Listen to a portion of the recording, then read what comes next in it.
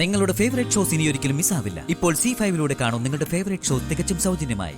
അശ്വതി ഇവിടെ വന്നു. അതെ, പക്ഷേ പെട്ടെന്ന് തിരിച്ചുപോയി. എന്തിനാ അവരെയൊക്കെ വീട്ടിൽ വിളിച്ചു കയറ്റിയത്? അതിനെന്തിനാ ആദ്യമായിട്ട് ചൂടാവുന്നേ?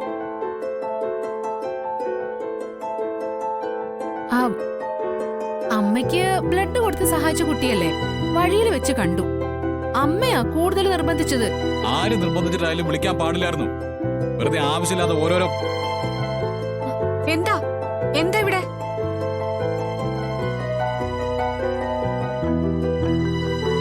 അമ്മേ, എന്താ?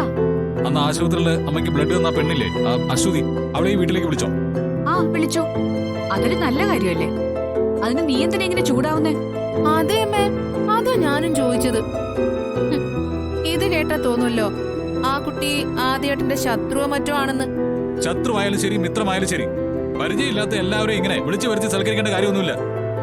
ബ്ലഡ് തന്നതിന് പകരമായിട്ട് ഒരു മോതിരം കൊടുത്തില്ലേ, അവിടെ തീർന്നു എല്ലാ കാര്യങ്ങളും. അതെ, അവിടെ തീരുന്നില്ല ആദ്യ കാര്യങ്ങള്. അമ്മേ, എനിക്ക് അശ്വതിയോടും അശ്വതിയുടെ മോളോടും ഒരു പ്രത്യേക വാത്സല്യം തോന്നുക. ഈ വീട്ടിലെ ഒരു അംഗത്തെ പോലെ എനിക്ക് തോന്നിയ. കുറച്ചു ദിവസം അവരിവിടെ നമ്മുടെ കൂടെ നിൽക്കാൻ പറയാൻ വരെ എനിക്ക് തോന്നിയതാ. അമ്മേ, നമുക്ക് വേണമെങ്കിൽ അവരെ വിളിക്കാലോ. ഒന്ന് നിർത്തുന്നുണ്ടോ?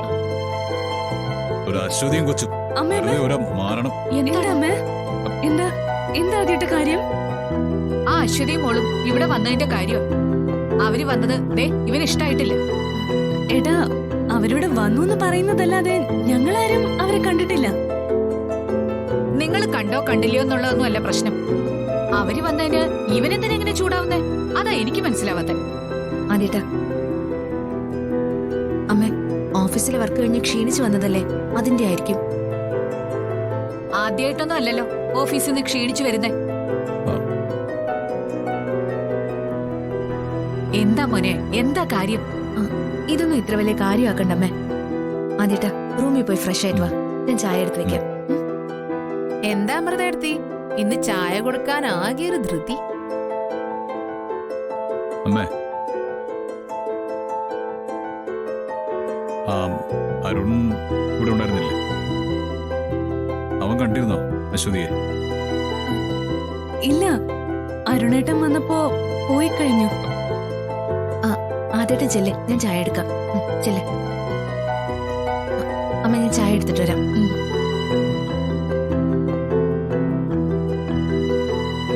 അവൻ ഇങ്ങനെ ഒരു ദേഷ്യം വരാൻ എന്താ കാരണം? എനിക്കൊന്നും മനസ്സിലാവുന്നില്ല. എന്തെങ്കിലും കാരണം കാണും അമ്മ, അല്ലാതെ ഇങ്ങനെ സംസാരിക്കേണ്ട കാര്യമില്ലല്ലോ. അമ്മ, ഓഫീസിലെ ടെൻഷൻ തന്നെ ആയിരിക്കും അമ്മ.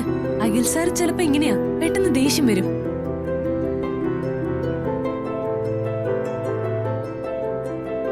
ചിലപ്പോ ജോലിയുടെ ക്ഷീണം തന്നെയാവും. ഡൗൺലോഡ് ചെയ്യൂ C5 ആപ്പ്. കാണൂ എല്ലാ എപ്പിസോഡുകളും സൗജന്യമായി.